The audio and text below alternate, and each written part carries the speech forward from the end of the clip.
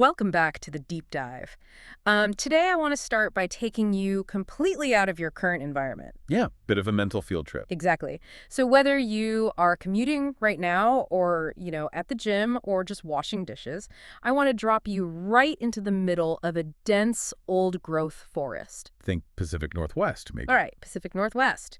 You take a deep breath in, you smell that pine resin, the damp earth, you look around you, and what do you actually see? Well, traditionally, you just see trees. You see these massive columns of wood, Douglas firs, western hemlocks, maybe a paper birch here and there, and they just look like statues. Yeah, they look like solitary giants. Each one is just standing in its own little plot of real estate, fighting for a patch of sunlight, dragging water up from the dirt. It feels like a collection of individuals. The competition. Right, a competition. Survival of the fittest in the most literal, isolated sense. And that is the classical view, really. It is exactly how forestry was taught for a century. The tree is an island, and you manage the forest by managing those individual units. But the mission of this deep dive today is to tell you that if you look down, if you could somehow, peel back that layer of moss, dig past the decaying needles, and look at the microscopic architecture of the soil, you would see something that turns that solitary giant theory completely upside down. We are talking about the Wood Wide Web. Which is a very catchy headline. Yeah. I think the journal Nature actually coined it originally, but the media, they really ran with it. Oh, they sprinted with it. It is everywhere now. It's the central premise of the Avatar movies, Pandora's neural network. Right. It's in Richard Powers' book, The Overstory, which won the Pulitzer.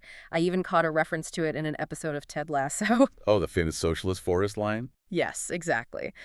Coach Beard has this line where he says, "The forest is a socialist community. Trees work in harmony to share the sunlight." And it paints this picture of nature as a benevolent, cooperative utopia. And honestly, it is a comforting thought. We really want nature to be nice. We do, but as we went through the stack of sources for today's deep dive, the reality is, well, it's not exactly a Disney movie. No, it's closer to Game of Thrones. It really is. To give you an overview of what we are working with today, our sources include academic papers on something called allelopathy, which is chemical warfare. We have profiles of the ecologist Suzanne Simard, who did the famous radioactive tracing experiments. And we also have the very heated recent critiques from ecologists like Justine Karst, plus some sustainability glossaries. Right, and what all that research shows is that, yes, trees do share food. Yes, they send warning signals that look a whole lot like communication. But they also wage chemical warfare. They spy on each other. And they use the network to amplify their attacks. So that is the plan for today. We are going to separate the romantic myth from the gritty microbiology. We are going to look at the Wood Wide Web not as some magical commune, but as a bustling metropolis. It has charity, sure, but it also has infrastructure, stock markets, and straight-up assassins. And just like any city, it only works because of the connections. So let's start with those connections, the infrastructure. Because without the cables, there is no internet. What exactly is the biological hardware we are talking about here? To understand the hardware, you really have to understand the deal being made. Yeah. The transaction. In biology, it's called mycorrhiza. Okay, let's break that word down for a second. I know myco usually means fungus, right? Correct. Myco is fungus, and rhiza means root. So it literally translates to fungus root. And I want to be really clear here. This isn't just a fungus hanging out next to a tree root in the dirt. It's not just a neighbor. No, this is a physical fusion. It is a symbiotic relationship that goes back about 450 million years. In fact, if you read the evolutionary biology sources, many believe that plants never could have colonized dry land without this partnership. Because early plants didn't really have good root systems, did they? They were basically just algae trying to live on bare rock. Exactly. They couldn't mine the soil for nutrients at all, so they outsourced the job. And that trade deal is still very much in effect today in modern forests. Here's the basic economy of the forest floor. Plants are essentially solar panels. They are incredible at photosynthesis, pulling carbon dioxide out of the air and turning it into sugar. Carbon-based energy. Right. But they are terrible miners. Relative to fungi, they are bad at getting minerals. Terrible at it. Yeah. Fungi, on the other hand, are the absolute masters of the underground. They secrete powerful enzymes that can literally dissolve rock. They can hunt down phosphorus, nitrogen, copper, zinc, all the essential minerals a plant desperately needs to build its DNA and its proteins. So the trade is essentially sugar for minerals. Sugar for minerals. Right. And water, too. And it is not a cheap subscription service. I was looking at the carbon budgets in our source material, and it is staggering.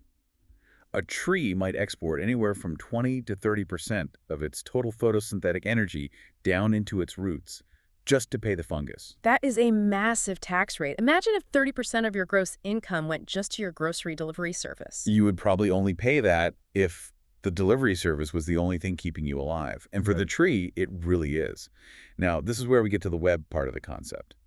The body of the fungus is not the mushroom you see popping up above ground. Right, the mushroom is just the fruit, like an apple on an apple tree. Exactly. The real body of the organism is underground. It's called the mycelium. One of the sources, the Sustainability Directory, used the analogy of a city's infrastructure for this, roads, cables, pipelines. It is a perfect visual. Because if you dig up a single teaspoon of healthy forest soil, you aren't just holding dirt. You're holding up to 100 kilometers of fungal hyphae. Wait, let me pause you there. 100 kilometers in one teaspoon. I know. The density is almost impossible to wrap your head around. These hyphae are microscopic threads.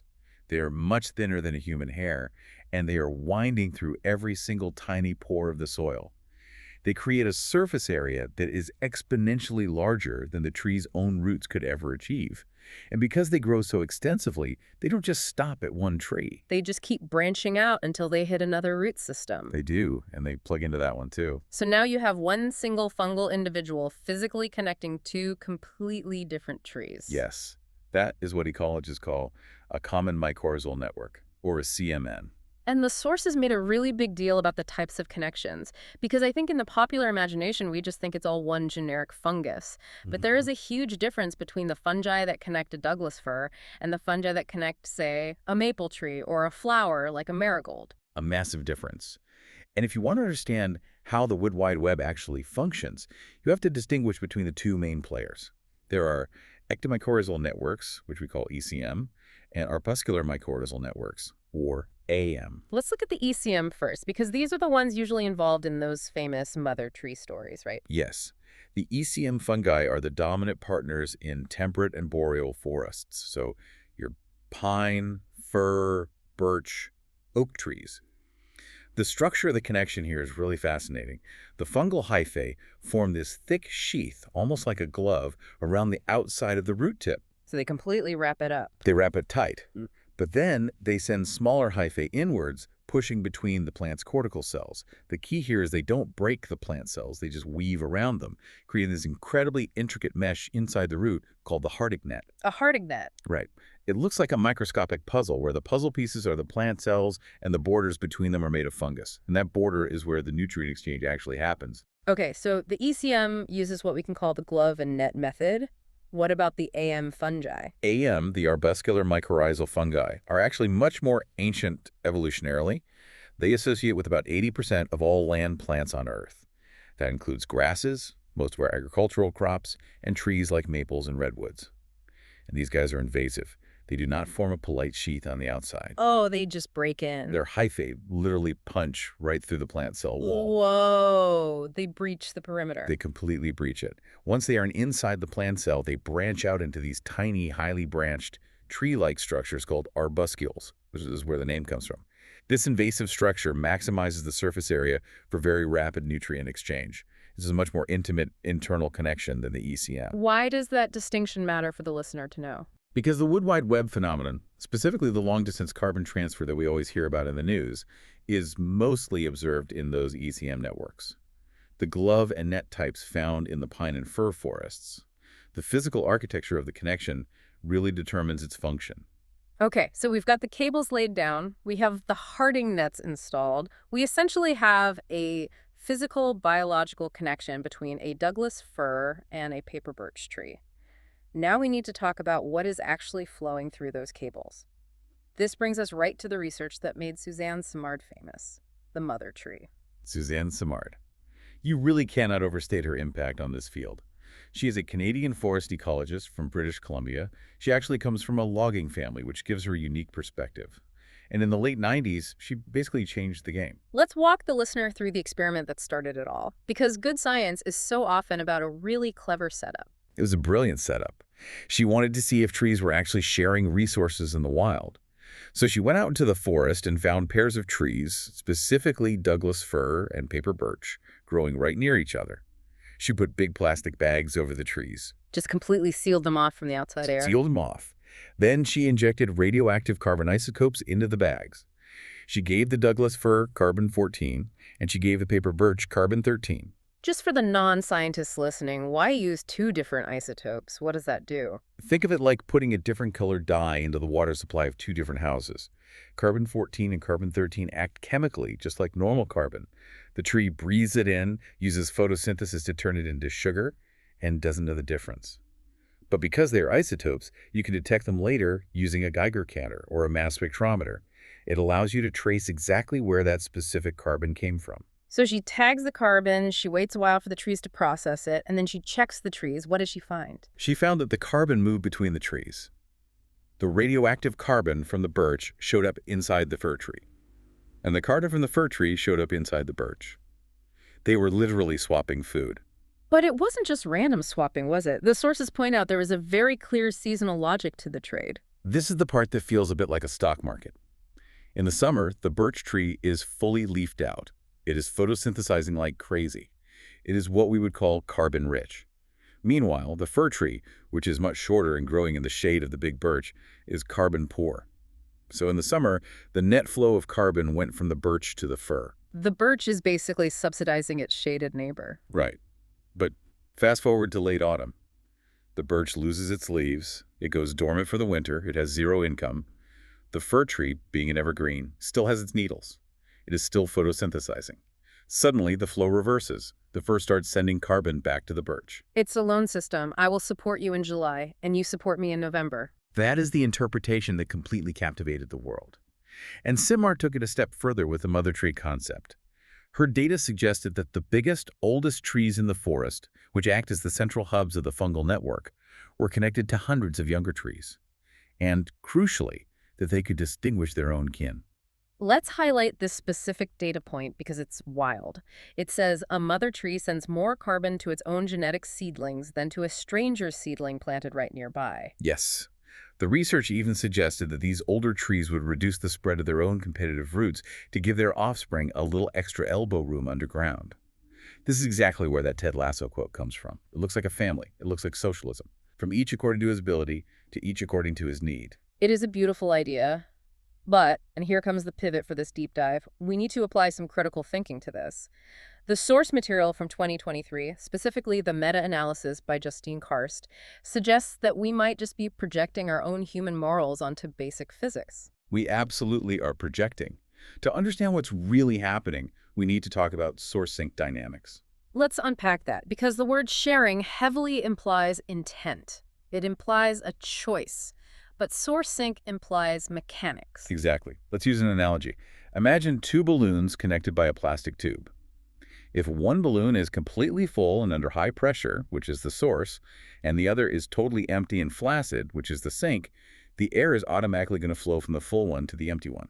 The full balloon doesn't choose to be generous and give air. It just happens because of the pressure gradient. Physics demands it. Precisely. In a plant, sugar concentration creates osmotic pressure. If the birch has high sugar from summer photosynthesis, it has high pressure. The shaded fir has low sugar, so it has low pressure. The fungal network is just the tube connecting them. The nutrients might simply be flowing down the physical gradient. So it's essentially just leakage. The birch isn't writing a charity check to the fir, it's just leaking excess sugar into a system that naturally flows toward the empty spot. That is the primary counter-argument. And if you look at it from the perspective of the fungus, this makes perfect sense. The fungus does not care about altruism. The fungus is acting like an investment banker. It has a portfolio of assets, which are the trees. It wants all of its assets to stay alive because they all pay rent in the form of carbon. Right. If the fir tree dies, the fungus loses a major revenue stream. Exactly. So if the fungus can facilitate the movement of resources from a rich tree to keep a struggling host alive, it protects its own long-term income. It is not charity. It is pure risk management. That definitely strips some of the romance away from the whole thing. It is not a mother loving her child. It is a landlord fixing the plumbing so the tenant can keep paying rent. It is a bit colder, yes. Yeah. But you have to admit it is incredibly efficient. However, the network doesn't just move food. It also moves information. And this is where the web analogy actually holds up a bit better. We need to transition into the chemical whispers. This is the part of the research that reads like science fiction to me. The trees are talking, or at least they are shouting warnings to each other. They are definitely signaling. And the biological mechanism for it is really clever. Let's look at defense mechanisms. The courses describe some fascinating studies involving Douglas firs and western spruce budworms. Budworms are nasty pests, right? They eat the needles. They can strip an entire tree bare if left unchecked. Now, when a tree gets bitten by a budworm, it doesn't just sit there passively. It reacts. It triggers a whole chemical defense system, producing defensive enzymes that taste terrible or actively mess with the insect's digestion. Okay, that makes sense. That's just a standard immune response for a plant. But here's the trick. Researchers found that if a Douglas fir is attacked by budworms, the ponderosa pine growing next to it, which hasn't been touched by a single bug yet, will also start producing those exact same defense enzymes. It's preloading its weapons before the enemy even arrives. It is a process called priming. It's like your neighbor calling you on the phone to say, hey, there's a burglar breaking into houses on our street. Lock your doors immediately. The injured fir sends a distress signal, the healthy pine receives it, and it prepares for war. But how is that signal actually sent? Is it traveling through the air or through the soil? The research indicates it's likely both. We know plants release volatile organic compounds, or VOCs, into the air. You know the smell of freshly cut grass? Sure. That smell is actually a chemical distress signal. One of the key compounds mentioned in the research for these trees is called methyl salicylate. Which sounds very familiar. Salicylate, is that related to aspirin? It is. Salicylic acid is the active ingredient in aspirin. In plants, it acts as a very potent signaling hormone for stress and immune response. The sources also mention compounds called jasminates. These chemicals drift through the air, but the research strongly suggests they also travel directly through the fungal network underground. And having that soil transmission is crucial, right? Because the wind doesn't always blow in the right direction. If you rely on the air, your neighbor upwind might never get the warning. Exactly. The underground network acts as a hardline connection. It's broadband. And there is even evidence, though it is still in the early days of research, of electrical signaling. This blew my mind when I read it. The Sustainability Directory source explicitly mentioned that fungi might act like a nervous system for the forest. It's a very compelling comparison. Yeah. Obviously, fungi do not have brains or actual neurons, but their hyphae can transmit electrical impulses, which are measurable spikes in voltage potential, in a way that is very similar to how our own human nerves work. And electricity is fast, Yeah. way faster than chemicals. Much faster than a chemical slowly diffusing through damp soil. There is a lot of speculation right now that these electrical spikes could relay vital information about a newly discovered food source or a sudden mechanical injury across the entire mycelial mat almost instantly. So if we put it all together, we have a system that moves carbon, which is the food. It moves defense signals, which is information, and it uses electricity. It really does sound like a wood wide web. It does. But, and you knew there was a but coming here, if you have a pipeline that connects everyone in the community and it is highly efficient and it is incredibly fast, what happens when someone decides to use it for something malicious? This brings us to section 4 of our deep dive, the dark side. The dark side. Because a pipeline is inherently neutral. It can carry water, it can carry oil, and it can carry poison. And this leads us to the concept of the fungal fast lane. This is really where the whole socialist forest utopia myth takes a massive hit. We have to talk about allelopathy. Allelopathy is, simply put, biological warfare.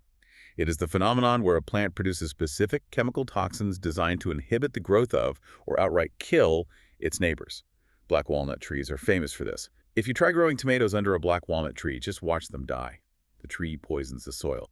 But for this deep dive, the source material focuses on a study involving marigolds. Hadjade's tenuifolia, the humble garden marigold. Humble but deadly. Marigold roots naturally produce chemicals called thiophene. These are sulfur-containing compounds. Above ground, they generate reactive oxygen species when exposed to UV light, but even deep underground in the dark, they are highly toxic. They literally disrupt the DNA and cell membranes of competing plants. So the marigold is essentially the assassin of the plant world. And the researchers wanted to know, does the assassin use the internet to commit the crime? Precisely. This was an incredible study by Bartow and his colleagues published in the journal PLOS1 back in 2011. To test this, they set up what they called H-bridge pots. Let's visualize this setup for the listener because it's vital. Imagine two separate plant pots sitting side by side on a table. They are connected by a hollow PVC pipe running between them. In one pot, you plant the marigold, which is the donor. In the other pot, you plant a target, like a legume or a simple grass. Now, they put fine mesh on the ends of the pipe so that the fungal hyphae could easily grow through the pipe and connect the pots, but the thicker plant roots could not cross over. So the only physical bridge connecting the dirt in pot A to the dirt in pot B is the microscopic fungus. Right. And in some of their trials, they let the fungal network form completely. In other trials, they would physically rotate the PVC pipe to sever the hyphae, creating a control group with no network. They also use a synthetic commercial herbicide called imazamox as a tracer, alongside the natural marigold diaphenes. So they basically applied the poison and they wanted to see if it just slowly seeped through the dirt over time or if it actively rode the fungal subway system into the next pot. And the results were frankly terrifying for the target plants. When the fungal network was left intact, the toxins traveled faster and reached significantly higher concentrations in the target pot than they ever did by simple soil diffusion. The fungus was acting as an express delivery service for the poison. It created a fungal fast lane. The study demonstrated that the bioactive zone, which is the area around the marigold where the toxin is concentrated enough to be deadly, was massively expanded by the presence of the network. What was the actual impact on the victim plant in the second pot? The target plants that were connected to the network grew 25 to 40% less than the plants that were isolated from the network.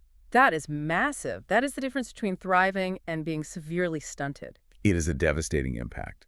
The researchers even speculated on the exact transport mechanism. They suggested something called cytoplasmic streaming. What does that mean in plain English?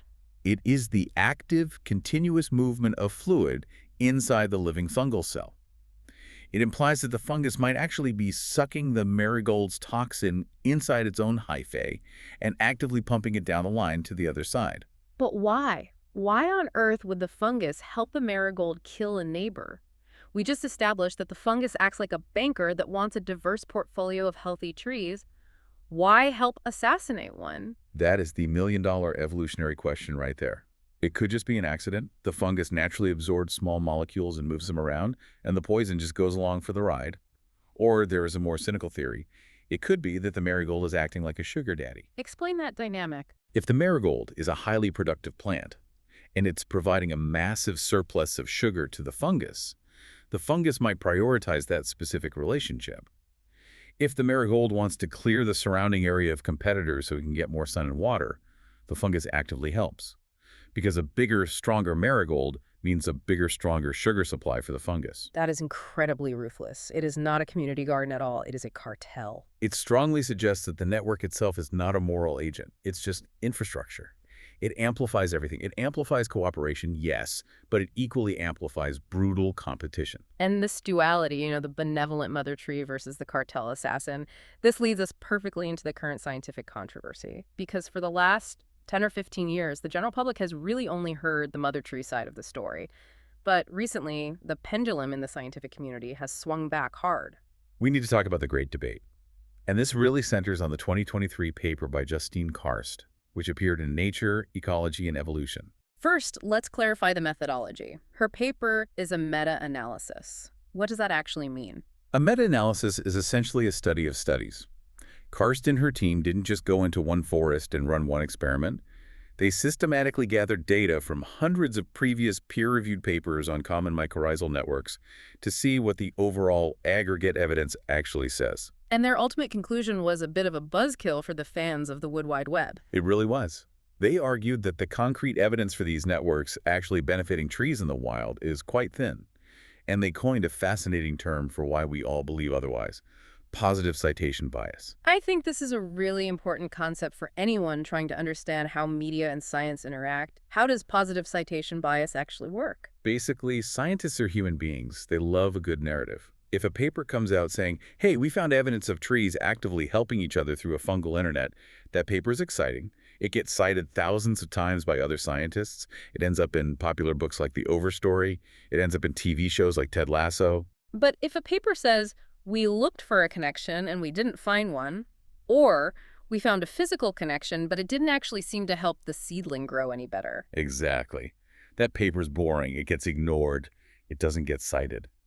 So over a period of 20 years, you slowly build up this massive echo chamber in the literature where everyone is constantly pointing back to the few positive studies and entirely ignoring the giant pile of neutral or negative results. So Karst is basically saying we have hyped the cooperative aspect up way too much. Less hype, more hyphae. That was the exact quote from the Pushback.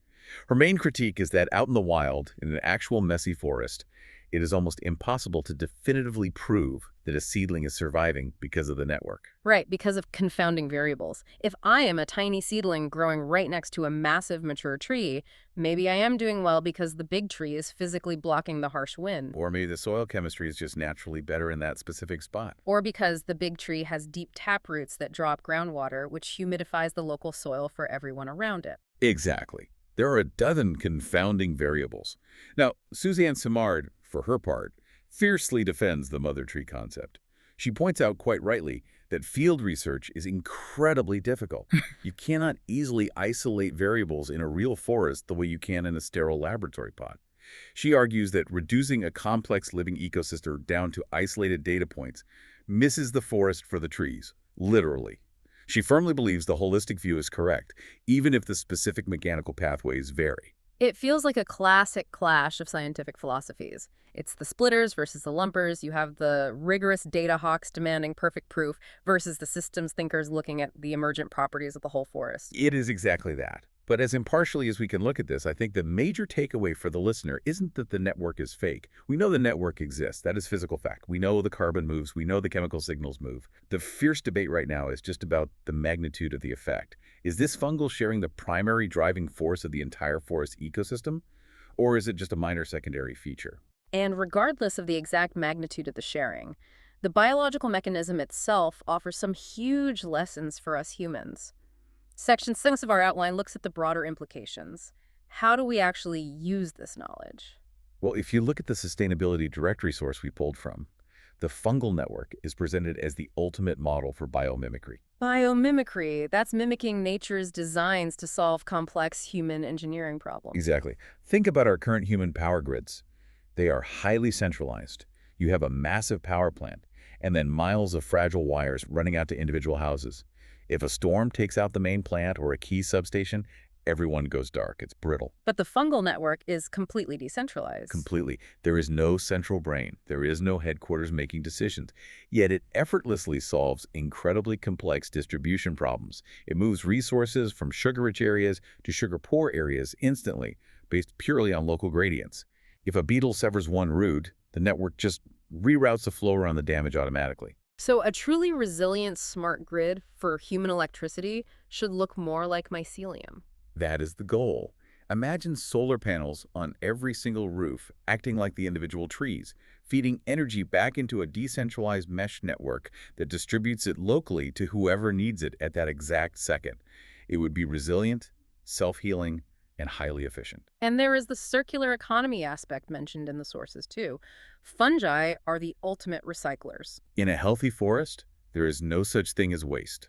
A dead tree isn't trash. It is simply a massive withdrawal from the carbon bank. The fungi break down the lignin and the cellulose, and they feed those exact same atoms back into the living trees.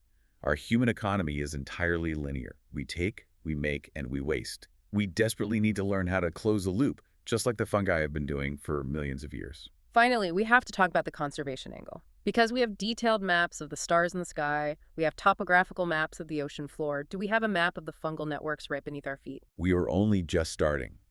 There is an incredible organization mentioned in our SAC called SPU, the Society for the Protection of Underground Networks. They are currently on a mission to create an underground atlas. Why is that so critical right now? Because ecologists are finally realizing that you cannot save a forest just by saving the above-ground trees. If you clear-cut a mountain, turn up all the topsoil with heavy machinery, and then plant 1 million new seedlings in the ruined dirt, those seedlings very often just die. Why? Because you destroyed the internet. You destroyed the vital infrastructure. The ancient, complex fungal mats that took centuries to form are gone. The seedlings have no support system. Restoring a forest requires restoring the soil biology first.